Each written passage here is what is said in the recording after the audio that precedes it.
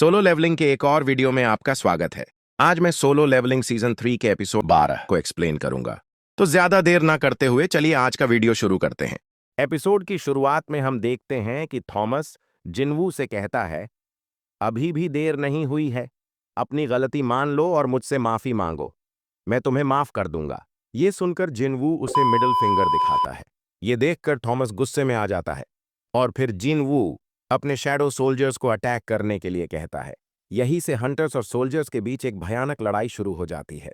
Thomas एक के बाद एक शैडो सोल्जर्स को मारते हुए जिनवू की तरफ बढ़ने लगता है।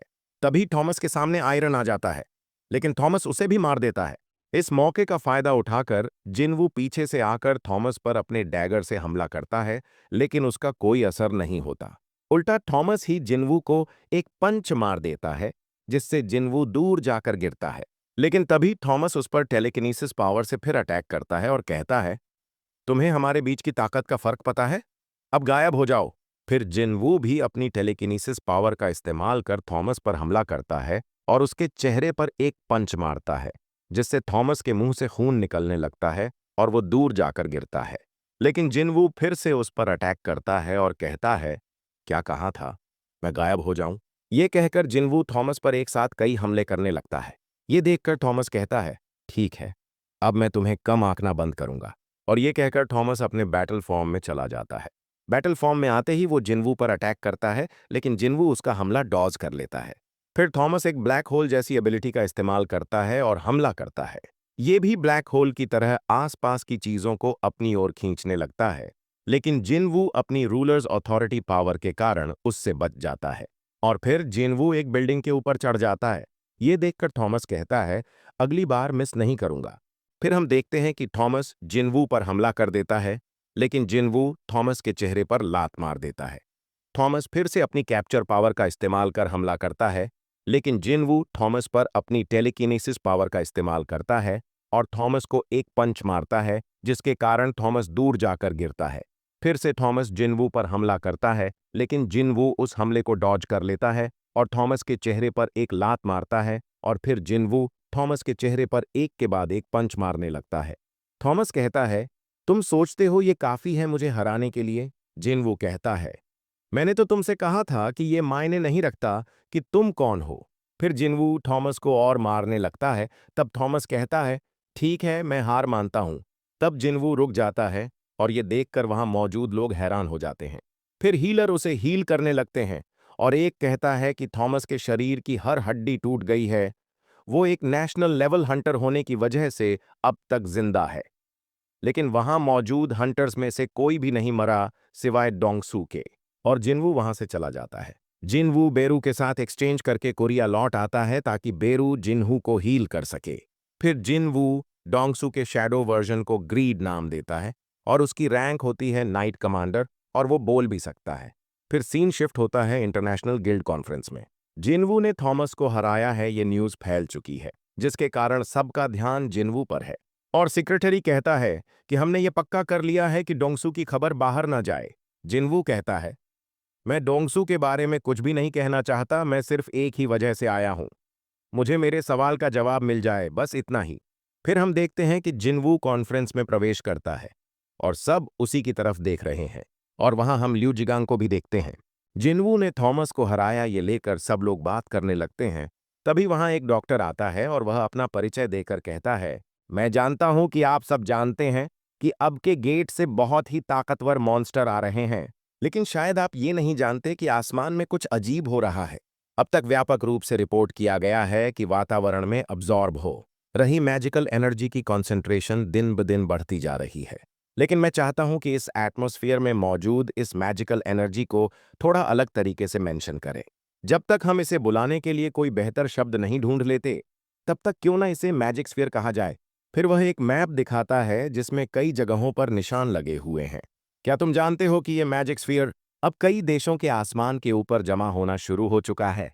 हमने कुल 9 जगहों पर इस फिनोमिनॉन को ऑब्जर्व किया है और इन सब में सबसे ज्यादा मैजिक स्फीयर कॉन्सेंट्रेटेड है सोल, साउथ कोरिया में। और साउथ कोरिया का नाम सुनते ही सब लोग जिनवू की ओर देखने लगते हैं।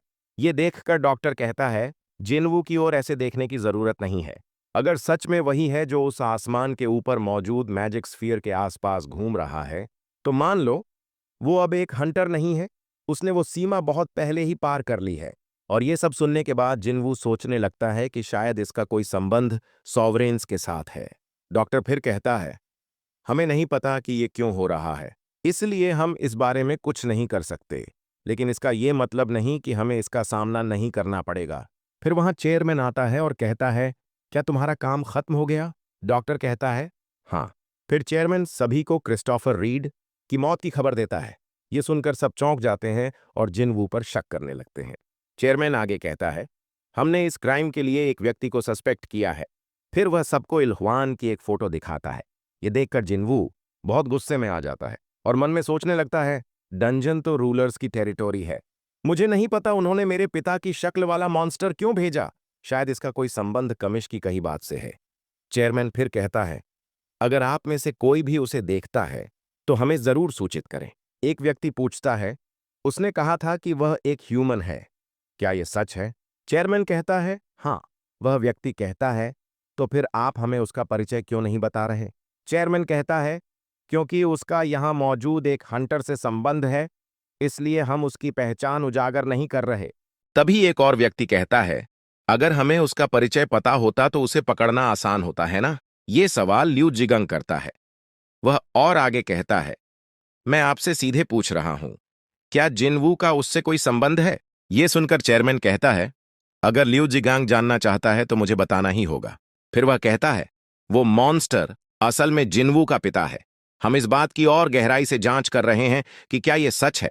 यह सुनने के बाद लिू जिगांग जिनवू से कहता है, अगर सस्पेक्ट तुम्हारे पिता हैं और हंटर्स उन्हें पकड़ने जाएं, तो तुम क्या करोगे?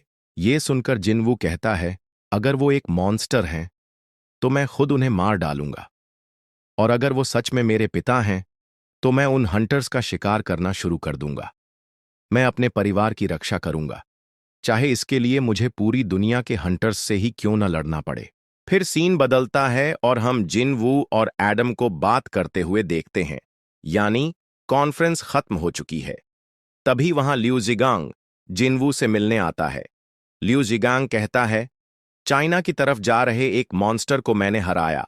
वह बहुत ही शक्तिशाली था, इसलिए मैं तुमसे मिलने को लेकर क्यूरियस था, ये देखने के लिए कि वो कैसा हंटर है जो इतने ताकतवर मॉन्स्टर को आसानी से हरा देता है। फिर लिू जिगैंग जिनवू से हाथ मिलाने के लिए हाथ बढ़ाता है और कहता है, मुझे खुशी है कि तुमने थॉमस को उसकी जगह दिखा दी। इसमें कोई शक नहीं कि गलती थॉमस की ही थी। जिगांग की बात सुनकर जिनवू मन में सोचता है, पहले उसे देखकर लगा था कि वह थोड़ा गुस्सैल किस्म का इंसान है, लेकिन अब लगता है वह एक इंटरेस्टिंग इंसान है। फिर दोनों हाथ मिलाते हैं और जीगांग वहां से जाते जाते कहता है, उम्मीद है सस्पेक्ट तुम्हारे परिवार का कोई सदस्य ना हो। और यहीं पर यह एपिसोड खत्म होता है। तो आज के लिए बस इतना ही। अगर वीडियो अच्छा लगा हो तो वीडियो को लाइक और चैनल को सब्सक्राइब जरूर कर देना।